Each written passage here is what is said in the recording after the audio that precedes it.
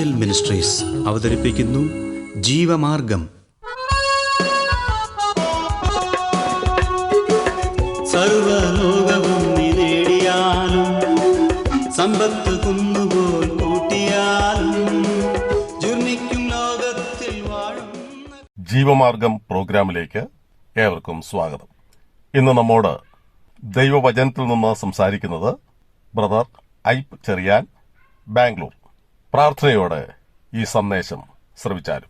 സംഖ്യാപുസ്തകം 16 അധ്യായമാണ് നമ്മൾ കഴിഞ്ഞ ആഴ്ച ചിന്തിച്ചത്.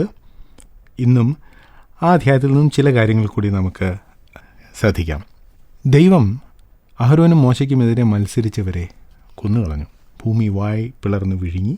അതുപോലെ ധൂപം കാണിക്കാൻ ശ്രമിച്ചവരെ യഹോവയുടെ സന്നിധിയിൽ നിന്ന് തീ വന്ന് നശിപ്പിച്ചു.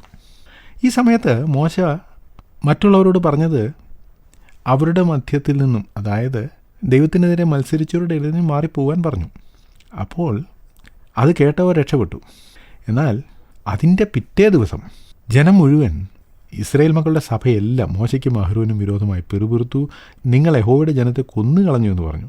ഇങ്ങനെ മോശയ്ക്കും അഹരോനും വിരോധമായി സഭ കൂടിയപ്പോൾ സമാഗമന കൂടാരത്തിൻ്റെ നേരെ നോക്കി മേഘം അതിനെ മൂടി യഹോവയുടെ തേജസ് പ്രത്യക്ഷമായിരിക്കുന്നത് കണ്ടു.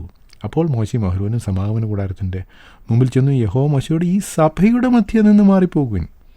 ഇന്നലെ ദൈവം മോശയോടും അഹരോനോടും പറഞ്ഞത് ആ ദുഷ്ട മനുഷ്യരുടെ കൂടാരത്തിൽ നിന്ന് മാറിപ്പോകുൻ. അത് കോരഹ്, ദാഥാൻ, അബീരാം എന്നിവരായിരുന്നു. എന്നാൽ ഇന്ന് ദൈവം പറയുന്നത് ഈ സഭയുടെ മുഴുവൻ നിന്നും മാറിപ്പോവുക, ഞാൻ ഇവരെ മുഴുവൻ നശിപ്പിക്കാൻ പോവുകയാണ് എന്ന് ദൈവം പറയുക മാത്രമല്ല, ആ ആളുകളുടെ മധ്യേ ഒരു ബാധ തുടങ്ങി എന്ന് പറഞ്ഞാൽ എന്തെങ്കിലും പകർച്ചവ്യാധി ആയിരിക്കാം. ഏതായാലും ആളുകൾ മരിച്ചു വീഴാൻ തുടങ്ങിയപ്പോൾ മോശ അഹരോനോട് പറഞ്ഞത്, നീ ധൂപകലശം എടുത്ത് അതിൽ യാഗപീഠത്തിലെ തീയിട്ട ധൂപവർഗവും ഇട്ട് വേഗത്തിൽ സഭയുടെ മധ്യേ ചെന്ന് അവർക്ക് വേണ്ടി പ്രായശ്ചിത്തം കഴിക്കാം. യഹോവയുടെ സന്നിധിയിൽ നിന്ന് ക്രോധം പുറപ്പെട്ട് ബാധ തുടങ്ങിയിരിക്കുന്നു എന്ന് പറഞ്ഞു. ഇത് കേട്ട് അഹരോൻ കലശമെടുത്ത് സഭയുടെ നടുവിലേക്ക് ഓടി. ബാധ ജനത്തിൻ്റെ ഇടയിൽ തുടങ്ങിയിരിക്കുന്നത് കണ്ടു. ധൂപം കാട്ടി ജനത്തിനു വേണ്ടി പ്രായശ്ചിത്തം കഴിച്ചു. ഇതേ അധ്യായത്തിലാണ് 250 പേർ ധൂപം കാണിക്കാനുള്ള അവകാശം ഞങ്ങൾക്ക് വേണം എന്ന് പറഞ്ഞ് ദൈവത്തോടും അഹരോനോടും മോശയോടും മത്സരിച്ചത്. എന്നാൽ ഇവിടെ ധൂപം കാണിക്കുന്നത് കൊണ്ട് എന്താണ് പ്രയോജനം എന്ന് നമ്മെ മനസ്സിലാക്കി തരുവാൻ കൂടിയാണ് ഈ സംഭവം. ധൂപവർഗം എന്ന് വെച്ചാൽ പ്രാർത്ഥന എന്ന് വെളിപ്പാട് പുസ്തകത്തിൽ നാം കാണുന്നുണ്ട്. ഇവിടെ ദൈവജനം പാപം ചെയ്ത് നാശത്തിലേക്ക് പോകുന്നത് കണ്ട മോശയും അഹരോനും മധ്യസ്ഥ പ്രാർത്ഥനയുടെ പ്രാധാന്യം മനസ്സിലാക്കി. ദൈവം അവരെ നശിപ്പിക്കാൻ തീരുമാനിച്ചിരിക്കുന്നു എന്ന കാര്യം മോശയ്ക്കും അഹരോനും മനസ്സിലായി. ദൈവം അവരോട് പറഞ്ഞു, നിങ്ങൾ മാറി നിൽക്കുക, ഞാൻ ഇവരെ നശിപ്പിക്കാൻ പോകുന്നു. ആ അവസരത്തിൽ അവർക്ക് വേണ്ടി പ്രാർത്ഥിക്കാൻ, ദൈവം അവരെ രക്ഷിക്കുമെന്നുള്ള യാതൊരു പ്രതീക്ഷയുമില്ല എങ്കിലും അവർക്ക് വേണ്ടി പ്രാർത്ഥിക്കാൻ, അവർക്ക് വേണ്ടി ധൂപം കാണിക്കുവാൻ. ഇത് വെറും ചടങ്ങല്ല. ബാധ തുടങ്ങിയിരിക്കുന്നു. അഹരോനോട് പറയുകയാണ്, നീ ഇപ്പോൾ തന്നെ പോയി ധൂപം കാണിച്ചില്ലെങ്കിൽ ജനം മുഴുവൻ നശിക്കും. അഹരോൻ ധൂപവർഗം എടുത്തുകൊണ്ട് ഓടി എന്നാണ് വായിക്കുന്നത്. അതിൻ്റെ ആ അർജൻസി, അതെത്രമാത്രം പ്രധാനപ്പെട്ട ഒരു കാര്യമാണ്. ആ കൃത്യസമയത്ത് അത് ചെയ്തില്ലായിരുന്നെങ്കിൽ എത്ര വലിയ അപകടമായിരുന്നു എന്ന് നമുക്ക് മനസ്സിലാക്കാൻ കഴിയും. ദൈവജനത്തിൻ്റെ നേതൃസ്ഥാനം എന്ന് പറയുന്നത് ദൈവജനത്തിൻ്റെ ആത്യന്തികമായ നന്മയ്ക്ക് വേണ്ടി പ്രവർത്തിക്കുക എന്നാണ്. അങ്ങനെ ചെയ്യുമ്പോൾ ദൈവജനം ഈ നേതൃസ്ഥാനത്തുള്ളവരെ അംഗീകരിക്കുകയോ അവരെ അപ്രീഷിയേറ്റ് ചെയ്യുകയോ അവരെക്കുറിച്ച് നല്ലത് പറയുകയോ ഒന്നും ഉണ്ടാകില്ല. ഈ കോരഹ് ചെയ്തതുപോലെ തന്നെ ആണ് ഈ സഭയിലുള്ള എല്ലാവരും ചെയ്തത്. അങ്ങനെ ചെയ്യുന്ന ആളുകൾക്ക് വേണ്ടി മധ്യസ്ഥ പ്രാർത്ഥന ചെയ്യുക, അവർക്ക് വേണ്ടി ധൂപവർഗം എടുത്തുകൊണ്ട് ഓടുക എന്നതാണ് ഒരാത്മീയ നേതാവിൻ്റെ ഉത്തരവാദിത്വം. അങ്ങനെ ചെയ്തില്ലായിരുന്നെങ്കിൽ മരണസംഖ്യ വളരെ ഉയർന്നേനെ. കാരണം 49-ാം വാക്യത്തിൽ 14,700 പേർ മരിച്ചു എന്നാണ് വായിക്കുന്നത്. അപ്പോൾ ഏതാണ്ട് 15,000 ആളുകൾ അന്ന് മരിച്ചു. മരണസംഖ്യ അവിടെ കൊണ്ട് തീർന്നത് അഹരോൻ ധൂപവർഗം എടുത്തുകൊണ്ട് ദൈവസന്നിധിയിൽ നിന്നതാണ്. ഈ അധ്യായം വളരെ ദുഃഖകരമായ ഒരു അധ്യായമാണ്. കാരണം അനേക ആളുകൾ മരിച്ചു. ദൈവജനത്തിൻ്റെ പാപം, അവരുടെ മത്സരം, അത് മുഖാന്തരം ദൈവം ആളുകളെ ശിക്ഷിക്കുന്നതുമൊക്കെയാണ്. എന്നാൽ ഇവിടെ നാം ശ്രദ്ധിക്കേണ്ട ഒരു കാര്യം, 27-ാം വാക്യത്തിൽ ദാഥാനും അബിരാമും പുറത്തു വന്ന് അവരും അവരുടെ ഭാര്യമാരും പുത്രന്മാരും കുഞ്ഞുങ്ങളും താന്താങ്ങളുടെ കൂടാരവാതിക്കൽ നിന്നു എന്ന് വായിക്കുന്നുണ്ടെങ്കിലും കോരഹിൻ്റെ മക്കളെക്കുറിച്ച് നമ്മളവിടെ വായിക്കുന്നില്ല. ഈ അധ്യായത്തിൽ നിന്ന് നമുക്ക് അവരെക്കുറിച്ച് വലിയ ധാരണയൊന്നും കിട്ടുകയില്ലെങ്കിലും 26-ാം അധ്യായത്തിൽ വരുമ്പോൾ അവിടെ നമ്മൾ വായിക്കുന്നത് കോരഹിൻ്റെ പുത്രന്മാർ മരിച്ചില്ല എന്നാണ്. ഒരൊറ്റ കാരണമേ ഉള്ളൂ. മോശ കോരഹിനെയും കൂട്ടരെ നോക്കി ഈ ദുഷ്ടമനുഷ്യരുടെ കൂടാരത്തിൽ നിന്ന് ഓടിപ്പോയി എന്ന് പറഞ്ഞപ്പോൾ കോരഹിൻ്റെ മക്കൾ അപ്പനെ നോക്കി പറഞ്ഞു, ദുഷ്ടമനുഷ്യൻ, ദൈവത്തിനും ദൈവദാസന്മാർക്കുമെതിരെ മത്സരിക്കുന്ന ഇയാൾ ദുഷ്ടമനുഷ്യൻ എന്ന് പറഞ്ഞ് അവർ ഓടി. അതുകൊണ്ട് ഒരു ദേശത്തുള്ള ആളുകൾ മുഴുവൻ നോക്കി നിൽക്കുമ്പോൾ അവൻ്റെ അപ്പൻ ഭൂമി വായി പിളർന്ന് അവനെ വിഴുങ്ങിക്കളഞ്ഞു. അവിടെ നിന്ന് കഷ്ടി രക്ഷപ്പെട്ട ഈ കുട്ടികൾ, അവരെത്ര പേരുണ്ടെന്ന് പോലും നമുക്കറിയില്ല. അവരുടെ കാര്യം ഒന്ന് ആലോചിച്ച് നോക്കൂ. അവർ അനാഥരാണെന്ന് മാത്രമല്ല, ലേവ്യരാണവർ. അതുകൊണ്ട് തന്നെ അവർക്ക് വേറെ യാതൊരു വരുമാന മാർഗവുമില്ല. അവർക്ക് ഒരു ജോലിയില്ല. നമുക്കറിയാം, വാഗ്ദത്ത നാട്ടിൽ ചെല്ലുമ്പോൾ അവർക്ക് ദേശം കൊടുത്തിട്ടില്ല, കൃഷിസ്ഥലമില്ല, കൃഷി ചെയ്ത് ജീവിക്കാൻ നിവൃത്തിയില്ല. ദേവാലയത്തിലെ ശുശ്രൂഷ ഒന്ന് മാത്രമാണ് അവരുടെ വരുമാന മാർഗം. വരുമാനമല്ല, ഭക്ഷണത്തിനുള്ള അവിടെ നിന്ന് കിട്ടുകയുള്ളൂ. അവരുടെ അപ്പനാണെങ്കിൽ ദൈവത്തിനെതിരെ മത്സരിച്ച് കൊല്ലപ്പെട്ടവൻ. ശപിക്കപ്പെട്ട കുടുംബം എന്ന മാർക്ക് ആർക്കെങ്കിലും ഉണ്ടെങ്കിൽ അത് കോരഹിൻ്റെ മക്കളുടെ കുടുംബത്തിനാണ്, മക്കൾക്കും ആ കുടുംബത്തിനുമാണ്. ഇസ്രയേലിലെ ശപിക്കപ്പെട്ട ഒരു കുടുംബം എന്ന് വേണമെങ്കിൽ പറയാം. പക്ഷേ അവിടം കൊണ്ട് ആ കഥ തീർന്നില്ല. ഈ കോരഹിൻ്റെ പുത്രന്മാരെ നമ്മൾ പിന്നീട് സങ്കീർത്തന പുസ്തകങ്ങളിലാണ് ആദ്യം കാണുന്നത്.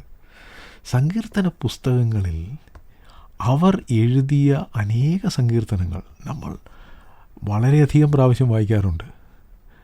നമ്മുടെ മിക്ക പരിപാടികൾക്കും നമ്മൾ വായിക്കുന്ന പല സങ്കീർത്തനങ്ങളും കോരഹിൻ്റെ പുത്രന്മാർ എഴുതിയതാണ്. ഉദാഹരണത്തിന് ഒരു സങ്കീർത്തനം ഞാൻ വായിക്കാം. 42-ാം സങ്കീർത്തനം. അത് തുടങ്ങുന്നത് ഇങ്ങനെ: മാൻ നീർത്തോടുകളിലേക്ക് ചെല്ലുവാൻ കാക്ഷിക്കുന്നത് പോലെ ദൈവമേ, എൻ്റെ ആത്മാവ് നിന്നോട് ചേരുവാൻ കാക്ഷിക്കുന്നു.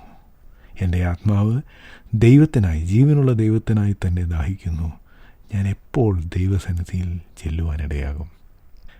ദൈവസന്നിധിയിൽ ധൂപം കാണിക്കണം, ആ പദവി വേണം എന്ന് പറഞ്ഞ് മത്സരിച്ച അപ്പൻ്റെ മക്കളാണിത്. അവർ പറയുന്നത്, ദൈവമേ, എൻ്റെ ആത്മാവ് നിന്നോട് ചേരുവാൻ കാക്ഷിക്കുന്നു. പദവിയല്ല, പൊസിഷനല്ല കാര്യം, നിന്നോട് ചേരുവാൻ കാക്ഷിക്കുന്നു. ഇനി മറ്റൊരു സങ്കീർത്തനം, അതും വളരെ പ്രസിദ്ധമാണ്. 46-ാം സങ്കീർത്തനം. ദൈവം നമ്മുടെ സങ്കേതവും ബലവുമാകുന്നു, കഷ്ടങ്ങളിൽ അവൻ ഏറ്റവും അടുത്ത തുണയാകുന്നു. അതുകൊണ്ട് ഭൂമി മാറിപ്പോയാലും, പർവ്വതങ്ങൾ കുലുങ്ങി സമുദ്രമധ്യേ വീണാലും, അതിലെ വെള്ളം ഇരച്ചു കലങ്ങിയാലും, അതിൻ്റെ കോപം കൊണ്ട് പർവ്വതങ്ങൾ കുലുങ്ങിയാലും നാം ഭയപ്പെടുകയില്ല. 2-ാം വാക്യം ഒന്നും കൂടെ ശ്രദ്ധിക്കുക. ഭൂമി മാറിപ്പോയാലും. നമ്മളാരും ഭൂമി മാറിപ്പോകുന്നത് കണ്ടു കാണുകയില്ല. കോരഹിൻ്റെ മക്കളത് കണ്ടതാണ്. അവരുടെ അപ്പൻ നിൽക്കുന്ന സ്ഥലത്ത് നിന്നും ഭൂമി മാറിപ്പോയി, ഭൂമി വായ പിളർന്ന് വിഴുങ്ങിക്കളയുന്നത് അവർ കണ്ടതാണ്. പക്ഷെ അവർ പറയുന്നു, അങ്ങനെ സംഭവിച്ചാലും ഞങ്ങൾക്ക് പേടിയില്ല, കാരണം ദൈവമാണ് ഞങ്ങളുടെ സങ്കേതം. മറ്റൊരു സങ്കീർത്തനം, 84-ാം സങ്കീർത്തനം. കോരഹപുത്രന്മാരുടെ സങ്കീർത്തനമാണ്. സൈന്യങ്ങളുടെ യഹോവയെ തിരുനിവാസം എത്ര മനോഹരം. അത് നമ്മൾ സാധാരണ ആരാധനയ്ക്കൊക്കെ വായിക്കുന്നതാണ്. എന്നാൽ ആ സങ്കീർത്തനത്തിൻ്റെ 10-ാം വാക്യത്തിൽ അവർ പറയുന്നു, നിൻ്റെ പ്രാകാരങ്ങളിൽ കഴിക്കുന്ന ഒരു ദിവസം വേറെ 1000 ദിവസത്തേക്കാൾ ഉത്തമമല്ലോ. ദുഷ്ടന്മാരുടെ കൂടാരങ്ങളിൽ പാർക്കുന്നതിനേക്കാൾ എൻ്റെ ദൈവത്തിൻ്റെ ആലയത്തിൽ വാതിൽ കാവൽക്കാരനായിരിക്കുന്നത് എനിക്ക് ഏറെ ഇഷ്ടം. ദേവാലയത്തിൽ കിട്ടിയ ജോലി പോരാ, ധൂപം കാണിക്കുന്ന ശുശ്രൂഷ തന്നെ വേണമെന്ന് വാശി പിടിച്ച കോരഹിൻ്റെ മക്കൾ അവർ പറയുന്നു, ദുഷ്ടന്മാരുടെ കൂടാരത്തിൽ 1000 ദിവസം താമസിക്കാം, പക്ഷേ അതിലൊക്കെ എത്രയോ നല്ലതാണ് ദൈവത്തിൻ്റെ ആലയത്തിൽ ഒരു ദിവസം. അവിടെ വലിയ ശുശ്രൂഷയൊന്നും വേണ്ട, സെക്യൂരിറ്റി ആയിട്ട് നിന്നാൽ മതി. വാതിൽ കാവൽക്കാരനെന്ന് പറഞ്ഞാൽ അതാണല്ലോ, സെക്യൂരിറ്റി ജോലി കിട്ടിയാൽ മതി. അതാണ് ദുഷ്ടന്മാരുടെ കൂടാരത്തിൽ 1000 ദിവസം താമസിക്കുന്നതിലും നല്ലത്. ദൈവം കോരഹപുത്രന്മാരെ ഉയർത്തി. എന്നാൽ ഇനി ഒരു കാര്യം കൂടി ഞാൻ പറയട്ടെ. കോരഹപുത്രന്മാരിൽ സാധാരണ ആരുടെയും പേരുകൾ നമുക്കറിയില്ല, എങ്കിലും ഒരു പ്രസിദ്ധനായ കോരഹ് പുത്രൻ ഉണ്ടായിരുന്നു. അദ്ദേഹത്തെ നമുക്കെല്ലാം അറിയാം. അദ്ദേഹത്തെക്കുറിച്ച് പറയുന്നത് 1 ദിനവൃത്താന്തം 6-ാം അധ്യായത്തിലാണ്. നമ്മൾ സാധാരണ വായിക്കാൻ ഇഷ്ടപ്പെടാത്ത ഒരു വേദഭാഗമാണ്. കാരണം മുഴുവൻ പേരുകളാണ്. നമുക്ക് ഉച്ചരിക്കാൻ ബുദ്ധിമുട്ടുള്ള അനേക പേരുകൾ അവിടെ എഴുതിയിട്ടുണ്ട്. അവിടെ ലേവ്യരുടെ പല പിതൃഭവനങ്ങളിൽ നിന്നുള്ള മക്കളുടെ കാര്യം എഴുതുമ്പോൾ കെഹാത്തിൻ്റെ പുത്രന്മാരുടെ കാര്യം പറയുന്നു. അതിൽ കോരഹുണ്ട്. ഇനി അതിന് താഴെ പറയുന്നത് അവൻ്റെ മകൻ എൽക്കാന എന്നൊരു പേര് നാം കാണുന്നുണ്ട്. ആ പേര് നമ്മളൊക്കെ കേട്ടിട്ടുണ്ട്. ശമൂവേലിൻ്റെ അപ്പനാണ് എൽക്കാന. അങ്ങനെയാണെങ്കിൽ ശമൂവേൽ ആരായിരുന്നു? കോരഹിൻ്റെ ഒരു മകനായിരുന്നു, കൊച്ചുമകനായിരുന്നു. ഇസ്രയേലിൽ ശപിക്കപ്പെട്ട ഒരു കുടുംബം ഉണ്ടായിരുന്നെങ്കിൽ അത് കോരഹിൻ്റെ കുടുംബമായിരുന്നു. എന്നാൽ ആ കോരഹിൻ്റെ പുത്രന്മാർ ദൈവത്തെ അനുസരിച്ചതുകൊണ്ട് അവർ വലിയ കവികളായി, പാട്ടുകാരായി മാറി. മാത്രമല്ല, ശമൂവേലിനെ പോലെ അതിശ്രേഷ്ഠനായൊരു ദൈവദാസൻ കോരഹിൻ്റെ കുടുംബത്തിൽ നിന്നും ഉണ്ടാകാനിടയായി. നമ്മുടെ കുടുംബത്തിൽ എന്തൊക്കെ ശാപമുണ്ടെന്ന് ആരൊക്കെ പറഞ്ഞാലും അതൊന്നും ദൈവത്തിനൊരു വിഷയമല്ല. നിങ്ങൾ ദൈവത്തെ അനുസരിച്ചാൽ ദൈവം നിങ്ങളെ ഉയർത്തും. ഈ സന്ദേശം ശ്രദ്ധിച്ച എല്ലാ പ്രിയപ്പെട്ടവർക്കും കർത്തൃനാമത്തിൽ നന്ദി. ബൈബിൾ കറസ്പോണ്ടൻസ് കോഴ്സിൽ ചേർന്ന് പഠിക്കുവാൻ ആഗ്രഹിക്കുന്നവർ മേൽവിലാസം അയച്ചു തന്നാലും പ്രാർത്ഥനാ വിഷയങ്ങളും അറിയിക്കുമല്ലോ.